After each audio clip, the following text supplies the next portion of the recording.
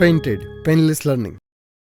નમસ્કાર વિદ્યાર્થી મિત્રો, આજે આપણે ધોરણ 8 વિષય ગુજરાતી પાઠ 22 કિસ્સા ટૂચકા બરોબર જે ટેક્સ્ટ બુકનો સ્વાધ્યાય છે એનું સોલ્યુશન લઈને તમારી સમક્ષ આવ્યા છીએ. પહેલો પ્રશ્ન છે, આપેલા વિકલ્પોમાંથી સાચો વિકલ્પ શોધીને લખવાનું. પાડાનું અંગ્રેજી કરવા અંગે કોને મૂંઝવણ હતી? તો કે ભાઈ તારા માસ્તરને. બાપુજીના સેક્રેટરીનું નામ શું હતું? તો કે ભાઈ મહાદેવભાઈ દેસાઈ. મમ્મીએ મનુને કેટલા કેળા આપ્યા? તો કે ભાઈ 3 કેળા આપ્યા. કિસ્સા ટૂચકા પાઠના લેખકનું નામ શું છે? તો કે ભાઈ સ્વામી આનંદ. મિત્રો, હજી સુધી તમે અમારી પેન્ટેડ એપ્લિકેશન ડાઉનલોડ નથી કરી તો આજે જ ગૂગલ પ્લે સ્ટોર પર જઈ અને પેન્ટેડ એપ્લિકેશન ડાઉનલોડ કરો, જેની અંદર તમને દરેક વિષયના સ્વાધ્યાય પોથી, એકમ કસોટીના સોલ્યુશન સાથેના વિડીયો, દરેક વિષયની વિષયવાઇઝ PDF અને તમને પ્રોવાઈડ કરવામાં આવશે. ભાવનગરની અંદર જો તમે વસવાટ કરો છો તો એના માટે ધોરણ 8 થી 12ના તમામ વિષયોનું કોચિંગ પૂરું પાડતી કોચિંગ ઇન્સ્ટિટ્યૂટ એટલે કે આલ્ફા એકેડમી ભાવનગર ખાતે સરસ મજાનું કાર્ય કરી રહી છે.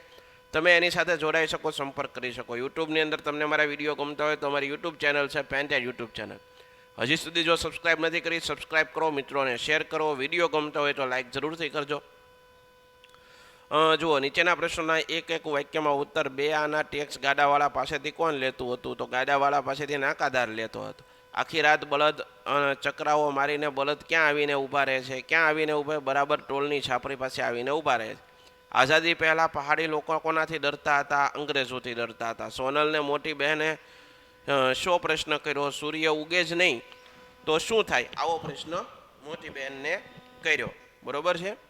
કોને? સોનલે. યાદ રાખજો. નીચેના પ્રશ્નોના 3-4 વાક્યમાં ઉત્તર આપો. ગાડાના લાદેલા વાંસ પર ગાડાવાળો લંબાવીને શા માટે સૂઈ ગયો? આખો દિવસ જંગલમાં વાંસ કાપીને ગામડીઓ થાકી ગયો હતો. ગાડું હાંકતા હાંકતા ગાડાવાળાને ઊંઘ આવવા માંડી એટલે તે ગાડામાં લાદેલા વાંસ પર લંબાવીને સૂઈ ગયો. બાબુ સાથે મનુના 3 કેળા કેવી રીતે વહેંચી ખાધા? મનુએ સૌથી પહેલું કેળું પોતે ખાધું, પછી બાકીના 2 કેળામાંથી એક બાબુને આપ્યું ને બીજું પોતે ખાધું. આ રીતે બાબુની સાથે મનુએ 3 કેળા વહેંચી ખાધા.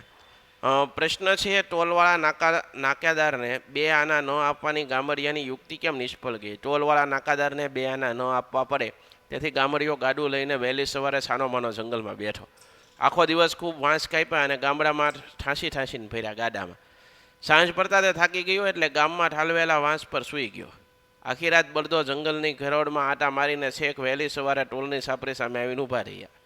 જ્યારે દાંતન કરવા બેઠેલા ટોલ નાકાદારે ગાડું જોયું તો ગામડિયા પાસે ટોલના 2 આના માંગ્યા. આમ ટોલવાળા નાકાદારને ટોલના 2 આના ફેર્યા વગર નીકળી જવાની ગામડિયાની યુક્તિ નિષ્ફળ ગઈ.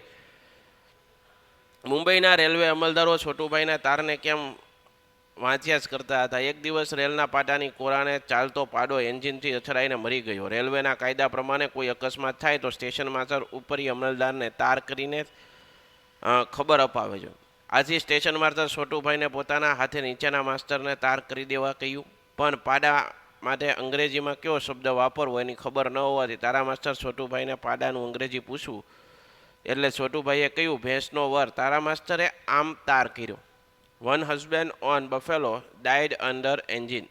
તેથી મુંબઈના અમલદારો આ તાર વાંચ્યા જ કરતા રહ્યા.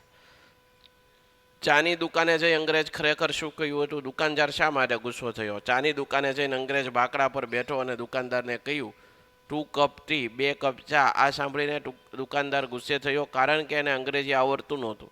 એ તો કપટીનો અર્થ દગાબાજ સમજો. એને એમ થયું કે અંગ્રેજે મને કપટી કહ્યું. આજે દુકાનદાર પર ગુસ્સો થયો. લાલાની મૂંઝવણ શી હતી? એની મૂંઝવણ પહાડીને કેમ ન સમજાય? લાલાની મૂંઝવણ એ હતી કે પહાડ તો તંબુ જેવો છે, એને છાપરા ઉપર ખાટલો કેવી રીતે ઢાળીને લોકો સૂતા હોય છે. લાલાની આ મૂંઝવણ પહાડીને ન સમજાય કારણ કે પહાડી પ્રદેશના જીવનથી લાલો અજાણ છે. એને પહાડીની નવાઈ લાગી. બીજું શું વળી એવો પ્રયોગ પોતે વાત કરે છે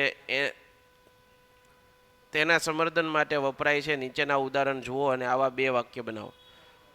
પાડો એટલે ભેંસનો વર, બીજું શું વળી? 4 પાય એટલે ખાટલો, બીજું શું વળી? આઝાદી એટલે સ્વતંત્રતા, બીજું શું?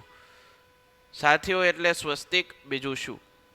વિભાગ કમાં રૂઢિપ્રયોગ છે. વિભાગ ખમાં તેના અર્થવાળા આડાઅવળા મૂક્યા છે. યોગ્ય જોડકા વડે જોડવાનો. પેટનો ખાડો પૂરવો એનો અર્થ થાય ભૂખને સંતોષવી. પેટનું પાણી ન હલવું એટલે કોઈ જાતની અસર નથી.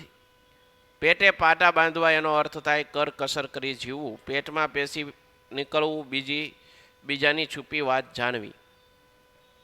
આશા રાખું મિત્રો આ સોલ્યુશન તમને ગમ્યું હોય છે. ફરીવાર નવા વિડીયો સાથે મળશું. ત્યાં સુધી જય હિન્દ, જય ભારત, ધન્યવાદ. Painted Painless Learning.